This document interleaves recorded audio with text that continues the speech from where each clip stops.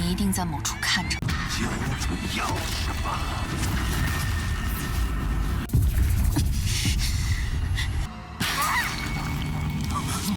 结局。Halo semuanya, bagaimana nih kabar kalian?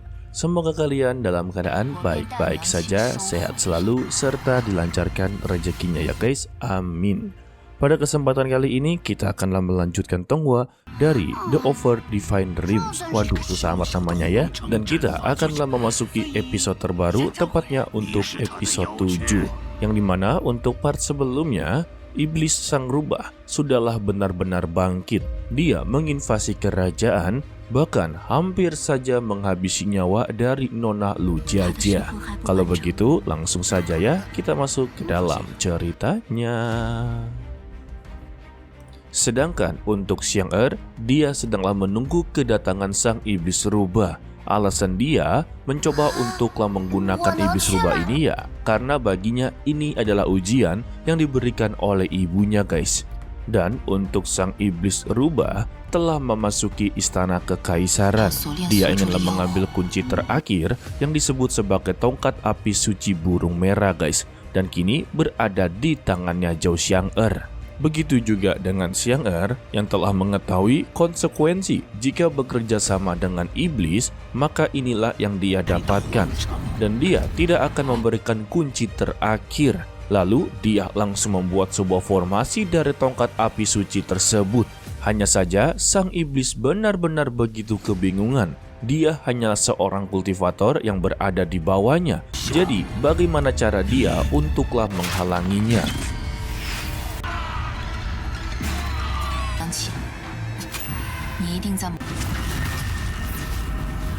Lalu dia langsunglah menyerang formasi tersebut, serta juga burung phoenix milik dari Xiang langsunglah melakukan bentrokan kekuatan. Pertarungan ini disaksikan oleh Xiaoling. Dia melihat adanya sebuah formasi. Dia merasa kalau pertarungan ini akanlah dimenangkan oleh Nona Zhao Xiang. Tetapi ya Nona Lu memberitahunya, ranah milik dari sang iblis rubah tidak bisa untuklah disandingkan dengan formasi tersebut. Bahkan sampai ketua sekte miliknya saja datang, mungkin tidak bisa untuklah menghadapinya guys. Jadi maksudnya formasi ini memang begitu kuat, tetapi tidak akanlah bertahan lama. Kembali ke pertarungan mereka berdua.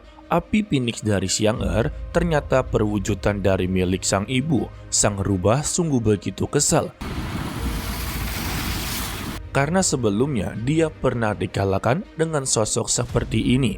Tetapi dia juga tidaklah mau kalah untuk kedua kalinya. Terlebih ini hanyalah sosok palsu baginya. Jadi dia tidak perlu takut untuklah dikalahkan. Sehingga terjadinya pertarungan yang begitu intens. Serangan demi serangan dikerahkan, membuat sayap dari burung phoenix tiba-tiba membeku. Yang lebih mengejutkan, kalau serangan tersebut sangatlah berdampak kepada Xiang Dirinya batuk-batuk berdarah, tetapi dia juga tidaklah mau kalah begitu saja. Dia akanlah mengerahkan seluruh jiwanya, sampai-sampai ya dia menambahkan kekuatannya. Dan terjadinya bentrokan kekuatan yang membuat sang iblis rubah tiba-tiba tidak tersadarkan guys.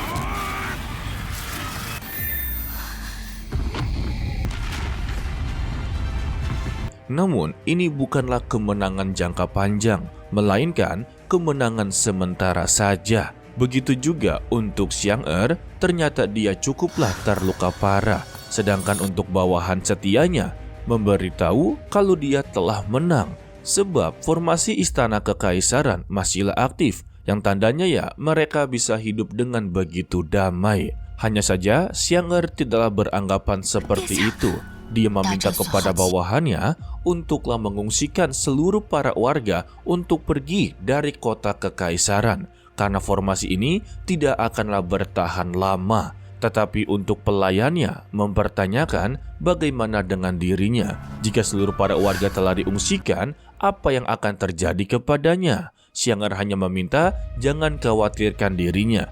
Dia mempunyai rencananya sendiri untuklah keluar dari sini. Alhasil, pelayannya langsunglah pergi dari sana untuklah menjalankan misinya. Sedangkan untuk sang iblis rubah, dia benar-benar dikalahkan. Tetapi ini kekalahan sementara, sebab dia menggunakan tubuh dari Tuan Penyihir, membuat rananya hanyalah berada di Istana Ungu saja. Jadi ya, kekuatannya benar-benar dibatasi, sehingga dia memutuskan untuklah mencari tubuh baru agar bisa untuklah balas dendam kembali.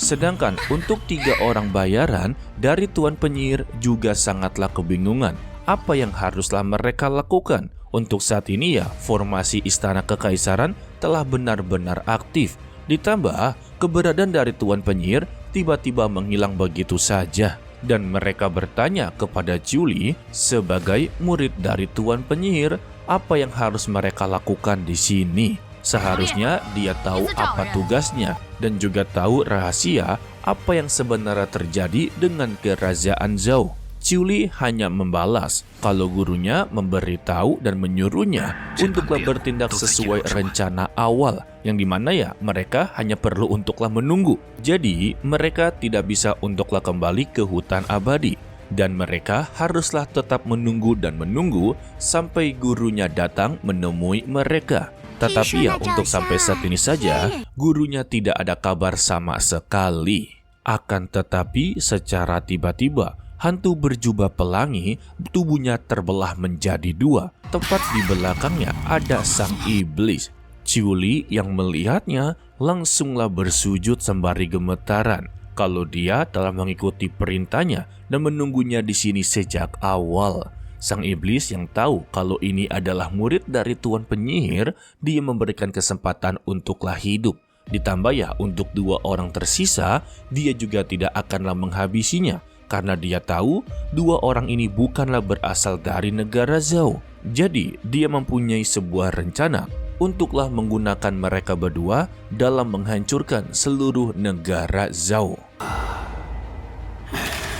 Kembali kepada Nona Lu Jiajia, dia sedanglah menuliskan beberapa teknik kepada Xiaoling dan juga Changju. Yang dimana ya untuk saat ini kan dia telah menjadi guru pribadinya. Yang tidak disangka-sangka kalau Xiaoling ternyata tidak bisa untuklah membaca, dengan alasan kalau dia berasal dari keluarga miskin, dirinya tidak mempunyai biaya untuklah sekolah. Lantas ya, Nona Lu sungguh begitu prihatin kepadanya. Dia berjanji kelak hari nanti dirinya akanlah mengajari dia untuk membaca. Dan untuk ilmu pernapasan energi pedang, jangan disebarkan luas kepada siapapun. Lalu datanglah Chang Yu dengan memberikan informasi kalau sang iblis rubah telah berhasil dikalahkan, dan dia yakin semua ini adalah perbuatan dari Tuan Putri Zhou Xiang'er. Hanya saja Nona Lu tidaklah percaya, tidak mungkin dia yang mengalahkannya, karena dialah dalang dibalik terjadinya bencana negara Zhou. Masa iya dia jugalah yang mengalahkan sang iblis rubah? Tetapi Chang Jiu sangatlah yakin kalau semua ini memang ulah dari Xiang'er. Tetapi ada sesuatu yang inginlah dia lakukan dan juga ada sesuatu yang sedanglah dia sembunyikan. Hanya saja ini bukanlah percakapan yang penting. Yang terpenting mereka harus bisa keluar dari situasi seperti ini. Lalu Chang Jiu mempertanyakan, dalam pertarungan sebelumnya, dia ini kan berada di tingkat puncak ranah hidup panjang. Setelah pertarungan dan dia dikalahkan, dia jatuh kembali ke tingkat menengah ranah hidup panjang. Apakah dia benar-benar menyesal? Karena untuk meningkatkan kultivasi, itu benar-benar rumit. Nona Lu mengiyakannya. Jika dia memiliki solusi seperti ilmu pengobatan, maka dia sama sekali tidak akanlah menyesali ini semua. Dan Chang Jiu mengaku kalau dia pernah membaca beberapa buku pengobatan bisa untuklah mengembalikan kultivasinya. Tetapi itu hanyalah sebuah rumor saja, karena untuk bahan-bahannya sangatlah sulit untuk ditemukan. Nona Lu yang mendengarnya hanya bisa menghela napas. Dia pun memberikan nasihat. Untuk ranah hidup panjang dan ranah istana ungu itu juga berlaku. Jika mereka kalah dalam pertarungan, maka kultivasi mereka akanlah turun.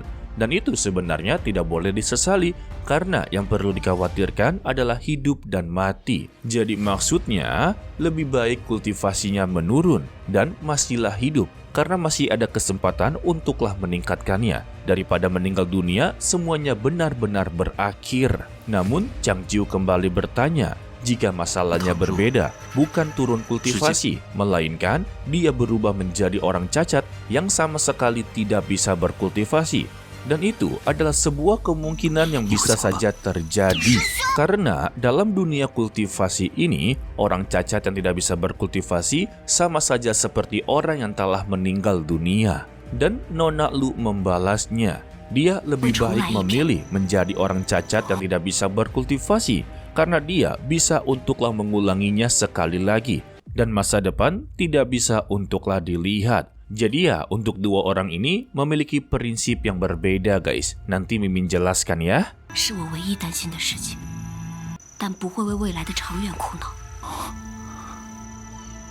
Sedangkan untuk sang iblis telah menghabisi dua orang yang tersisa. Bahkan untuk ketiga jiwanya langsunglah merasuki tubuh mereka berdua.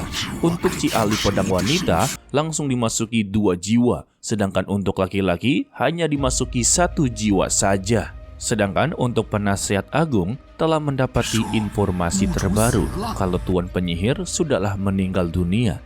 Mendengar ini ya membuat dia benar-benar ketar-ketir. Karena satu-satunya pelindung dari negara Zhou sudahlah tiada. Maka dengan begini, sang iblis akanlah menjadi-jadi. Dan kita kembali kepada Nona Lu, meminta kepada mereka berdua cepat-cepat pergi dari sini. Sebab tinggal lebih lama berarti dia tidaklah bertanggung jawab kepada mereka berdua. Jadi rencana utama mereka yaitu menemukan Tandu Qinghua terlebih dahulu.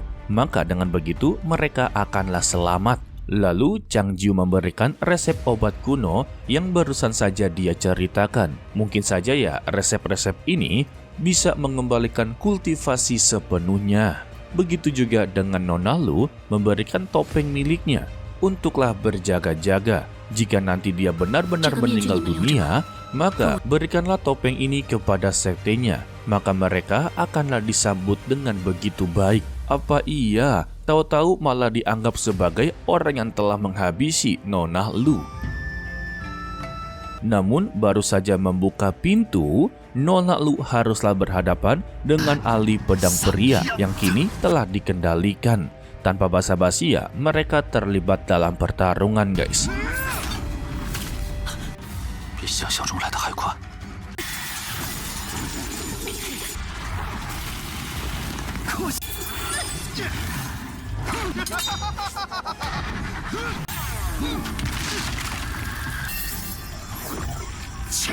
Sayangnya, berbagai serangan yang telah dikerahkan oleh Nona Lu berhasil untuklah dihindari. Seakan-akan ya setiap langkahnya berhasil ditebak oleh sang iblis. Nona Lu saja sampai terkejut-kejut dan mempertanyakan apakah ini adalah asli kekuatan dari penglihatan yang pernah mencapai ranah 5 jalan. Bahkan dalam pertarungan ini, Nona Lu terus-terusan dihina kalau ilmunya benar-benar begitu sangatlah buruk. Tetapi dia memiliki pedang yang begitu bagus. Jadi ya, dia benar-benar tertolong. Dan dia mendapati pukulan yang begitu telak sampai dirinya terjantur dan perlahan-lahan dirinya kehilangan kesadaran. Sampai-sampai dia teringat di masa lalunya yang begitu kelam. Ternyata ya, Lu Jiajia adalah korban dari keluarga KDRT. Beruntungnya saja, MC utama kita akhirnya turun tangan. Dia berhasil untuklah menebas tangan kiri milik dari ahli pedang pria. Tetapi Chang Jiu mencoba untuklah menyembunyikan identitasnya guys. Alasan Chang Jiu menyembunyikan identitasnya karena sebelum-sebelumnya kan ya untuk Nona Lu mencoba memeriksanya kalau dia tidak memiliki potensi untuklah mencapai puncak kultivasi. Namun yang sebenarnya Chang Jiu ini adalah seorang kultivator yang berasal dari alam atas. Memang untuk rananya dikatakanlah sama, tetapi perbandingannya sudah sangatlah jauh. Alam bawah sama alam atas itu sudah sangatlah berbeda guys. Mungkin untuk orang yang berada di alam atas dengan ranah misterius setara dengan ranah hidup panjang yang berada di alam bawah. Alasannya ya karena orang alam atas ini memiliki sumber daya yang begitu sangatlah banyak guys. Untuk perbandingan kasarnya ya seperti orang kaya dan orang miskin. Sama-sama makan nasi tetapi kehidupannya sungguh berbeda. Dan untuk masalah prinsip mereka ya kalian sepertinya sudah mengerti ya.